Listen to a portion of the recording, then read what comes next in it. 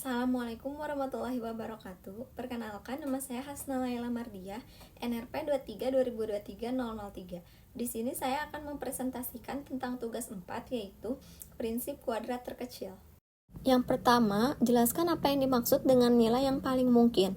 Di sini saya menjawab, nilai yang paling mungkin untuk besaran yang diperoleh dari pengamatan berulang yang memiliki bobot bervariasi adalah nilai yang menjadikan jumlah perkalian antara bobot dengan kuadrat residu masing-masing adalah minimum.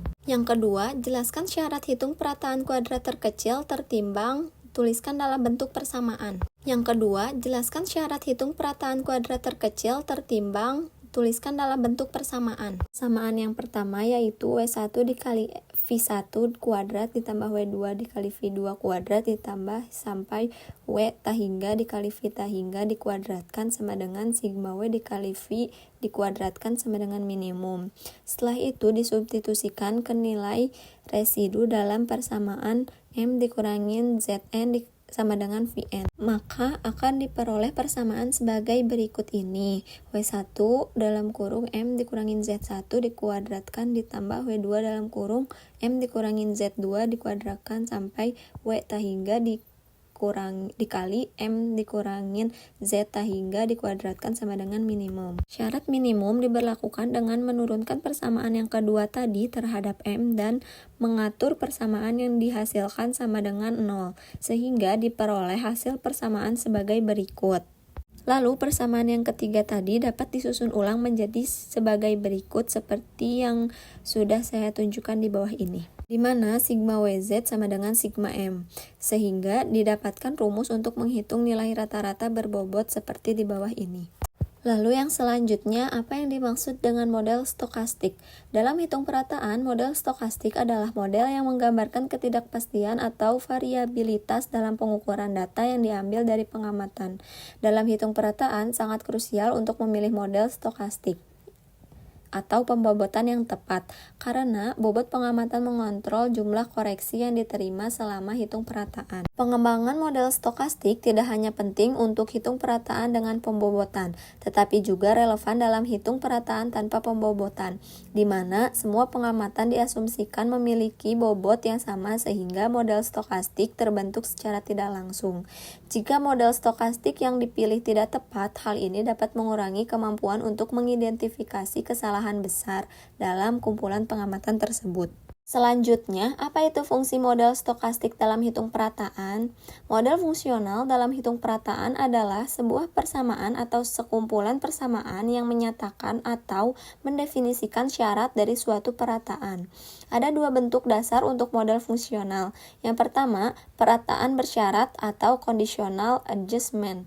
Dan yang kedua, perataan parameter atau parametric adjustment. Selanjutnya, apa yang dimaksud dengan persamaan pengamatan pada teknik hitung perataan parameter? Berikan contohnya.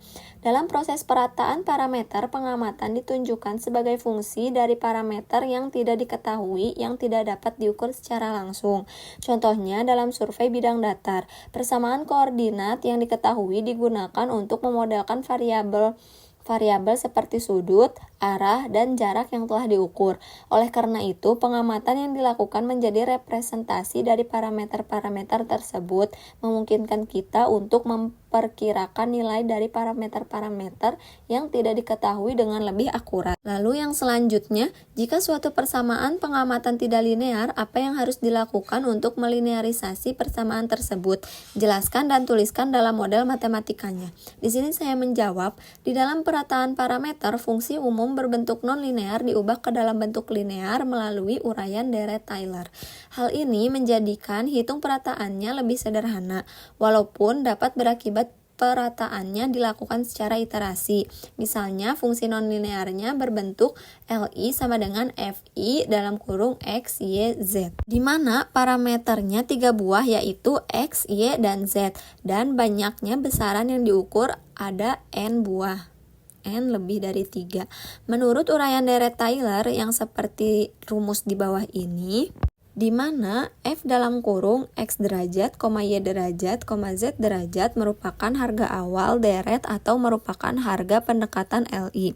Sebutlah F dalam kurung X derajat, Y derajat, Z derajat sama dengan L0, dx sama dengan x min x derajat, dy sama dengan y min y derajat, dan dz sama dengan z min z kuadrat.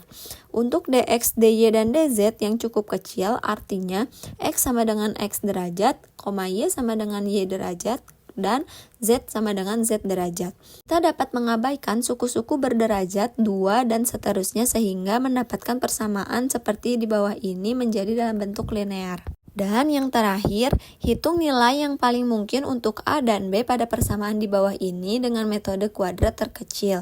Pertimbangkan pengamatan memiliki bobot yang sama. Yang A, 3A ditambah 2B sama dengan 7,80 ditambah V1. Yang B, 2A dikurangi 3B sama dengan 5,55 ditambah V2. Yang C sama dengan 6A dikurangi 7B sama dengan 8,50 ditambah V3. Yang pertama, atur persamaan di atas terlebih dahulu. Jumlah persamaan kiri sama dengan nilai koreksi atau VI. 3A ditambah 2B dikali 7,80 sama dengan V1 itu persamaan 1.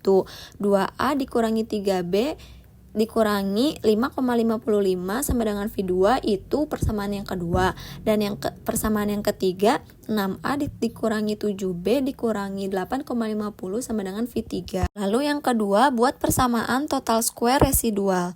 F A, B sama dengan sigma V dikuadratkan sama dengan 3A ditambah 2B ditambah negatif 7,80 dikuadratkan ditambah 2A ditambah negatif 3B ditambah negatif 55 dikuadratkan ditambah 6A ditambah min 7B ditambah min 8,50 dikuadratkan. Lalu yang selanjutnya lakukan turunan terhadap A. D parsial F X, Y dibagi D parsial A. 2 dikali 3A ditambah 2B ditambah negatif 7,80 dikali 3 ditambah 2 dikali 2A ditambah negatif 3B ditambah negatif 0,55 dikali 2 ditambah 2 dikali 6A ditambah negatif 7B ditambah negatif 8,50 dikali 6. Lalu turunan terhadap B. D parsial F X, Y dibagi D parsial B. 2 dikali 3A ditambah 2B ditambah negatif 7,80 dikali 2 ditambah 2 dikali 2A ditambah negatif 3B ditambah negatif 5,55 dikali negatif 3 ditambah 2 dikali 6A ditambah negatif 7B ditambah negatif 8,50 dikali negatif 7. Lalu langkah selanjutnya menyederhanakan persamaan berikut ini. Persamaan A disederhanakan menjadi seperti yang saya tunjukkan ini, maka hasilnya yang di tanda panah ini. Lalu setelah itu dibagi dengan 8, hasilnya yang ini 12,3A ditambah negatif 11B ditambah negatif 21,4. Lalu yang selanjutnya persamaan B disederhanakan seperti berikut ini. Lalu hasilnya yang saya tandai dengan tanda panah. Setelah itu dibagi dengan 8, maka mendapatkan hasil negatif 11A ditambah 16B ditambah 15,14. Langkah selanjutnya tentukan nilai A dan B dan mengeliminasi persamaan yang disederhanakan. Yang pertama, hilangkan A untuk menemukan nilai B. Seperti yang saya tunjukkan berikut ini. Yang atas dikali negatif 11 dan yang bawah dikali 12. Lalu mendapatkan hasilnya segini dan dieliminasi. Setelah itu kita dapat menemukan nilai B, yaitu B sama dengan 0,49. Yang selanjutnya hilangkan B untuk menemukan nilai A, yaitu persamaan yang pertama dikali 16 dan persamaan yang kedua dikali negatif 11. Maka kita mendapatkan hasil segini, lalu dieliminasikan, maka kita akan mendapatkan nilai A, yaitu A sama dengan 5,63. Nah, dari operasi tersebut kami mendapatkan nilai-nilai A sama dengan 5,6 dan B sama dengan 0,5. Dan langkah yang terakhir untuk menentukan nilai V 1, 2, 3 dengan mengganti nilai A dan B pada persamaan 1.1, 1.2, dan 1.3, yaitu yang pertama sebagai berikut ini caranya, dan mendapatkan hasil 10,06 sama dengan V1, lalu kita kuadratkan menjadi 101,30. Lalu yang kedua, kita buat juga sama seperti yang langkah pertama tadi, maka kita akan mendapatkan hasil V2 yaitu 4,24. Lalu kita kuadratkan menjadi 17,95. Dan langkah yang terakhir kita sama seperti langkah yang sebelumnya, lalu kita mendapatkan hasil V3 21,84 sama kita kuadratkan menjadi 477,04. Lalu kita bisa mendapatkan sigma V kuadratnya yaitu 596,30. Itu hasil dari penjumlahan V yang sudah dikuadratkan. Sekian presentasi yang bisa saya sampaikan. Mohon maaf bila ada kekurangan. Wassalamualaikum warahmatullahi wabarakatuh.